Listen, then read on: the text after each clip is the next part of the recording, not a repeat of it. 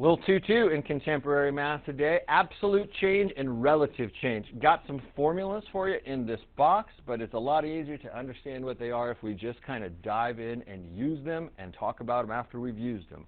So let's just say this happened right here. The value of a car dropped from $7,400 to $6,800 over the last year. Time out. Which one of these is the ending quantity and which one is the starting quantity? The car dropped. Figure out this. Where's the ending quantity, meaning the price now? Tell your neighbor. 6,800 is the ending quantity. If I was you, I would circle this and put end for a lot of people. That's the ending quantity. They say find the absolute and the relative change. Absolute change is such a basic thing. It's one simple formula. Ending minus starting. All you need to know is which one was the ending and which one was the starting. You told me that 6,800 is the ending, so I'm going to do that. Take away the starting. Punch that in a calculator if you need to and compute that. Did you get a positive number or a negative number? You should get a negative, and they kind of told you that in the problem because what happened to the price of the car? Did it go up or did it drop? It dropped. There's your answer, negative 600. Boom.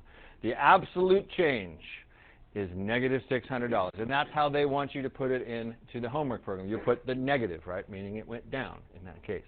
But the relative change, just use this little formula, is your absolute change, the number we just found. If I was you, I might write this down so you see what we did. You know, these are your notes, you know. But when you do it on homework, I don't care if you write stuff down or not, your absolute change divided by your starting quantity isn't 7,400, the starting quantity, right? You know, so you just punch that in, and then we'll round it how they tell us. So negative 600 divided by, was it 7,400? Let's round that to the nearest tenth of a percent. For a lot of people, they struggle with what that means. So rounding that to the nearest tenth, we got negative 8.1%. That's absolute change, which is just literally subtract them, dude. But you got to know the right order. It's always the end minus the start, right? The end minus the start. So here's Yolanda. Her annual income increased from 48,000 to 51,000. That should tell you right there you're going to get a positive answer back, right? Because it went up. They say find the absolute and relative change. This is your ending guy right here. So 51,000, take away 48,000. You can punch that in and see what the absolute change is.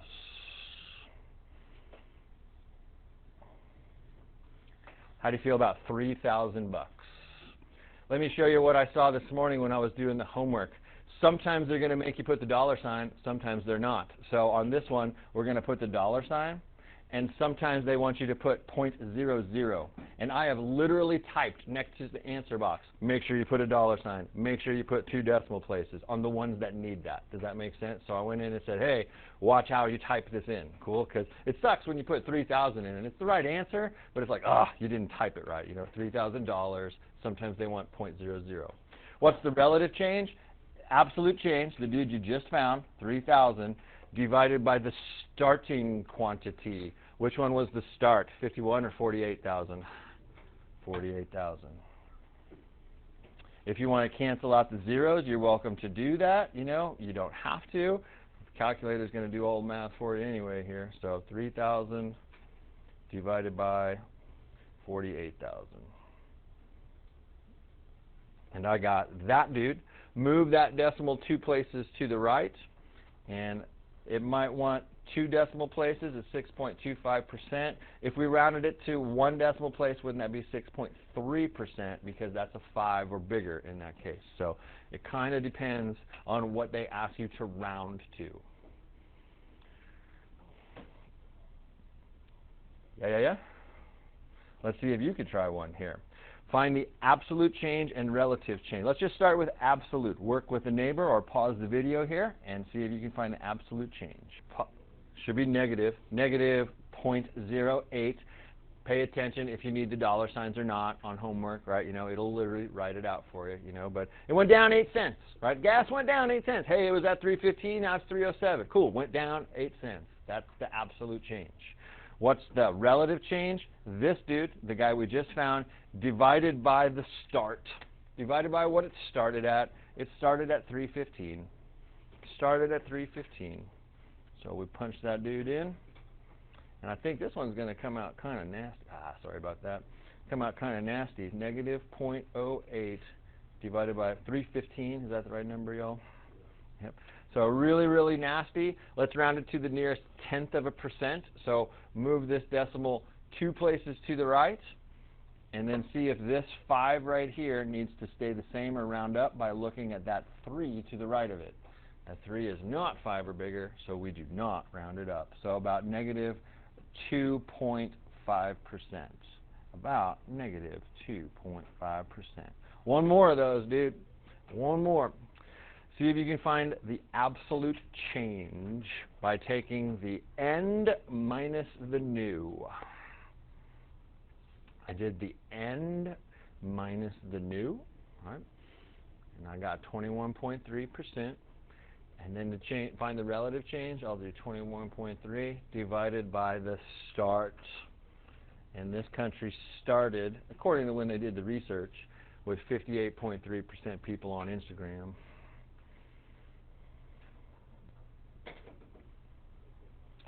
So doing 21.3 divided by that.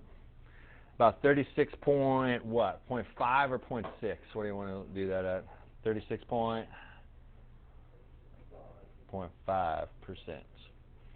How do you feel about those? It looks like I had the 4 and the 3 switched around too. Look at that smart aleck right there. Wrong numbers there. So are we okay with absolute change over relative change? Then here's a couple questions that I kind of I didn't snip them out, but I kind of retyped them. You'll have some drop-down questions on homework today. They say, hey man, at high school, the graduation rate in 2022 was this percent. And the graduation the next year is in 2023, the next year after 2022 was this percent. Talk to me now without reading any further. Did graduation rate increase or decrease? Increased, right? So boom, you'll drop down. Like in the drop-down menu, it'll have 2 choices, increased or decreased. You select increased. And then we have to like list how much it did. You will find the absolute change there. So that's by taking the end minus the new. Or excuse me, the end minus the start. So you can do 90.5 minus 86.3. I don't care if you show me work on that. You know, when you're doing homework, I'm just showing you what I'm doing, right? I'm going to subtract those from each other. When you punch all that in, what does that come out to be as a number? 4 point what? 2. It's positive also, right? So that's why it was an increase. And then the tricky part on this is it actually didn't go up by 4.2%. These are literally percentage points, right? We'll find the percent in the next dude. The percent is always a relative change. What's super tricky about this is they were talking about percents in here, but this went up 4.2 percentage points. Just kind of follow my lead on that on homework. The first one's going to be percentage points, right? You know, percentage points. The second one is going to be the relative change. Same formula as above. Didn't it increase, right? How do you find the relative change? That number that we found right here divided by the start. And didn't this guy start at 86.3? So punching that in, 4.2 divided by 86.3, boom. 4 point something. Do you want 4.8 or 4.9? Yeah, do you see how that 6 right there is like bigger than 5? So we're going to go to 4.9. So 4.9%. You know, that's where this guy will be. That's literally the percent. The first one will be percentage points because it just went up by this many points, you know. And then the second one is like a 4.9% increase. You notice the back side is next time's lesson, right? So please save this worksheet. We'll do that next time. We are done for today.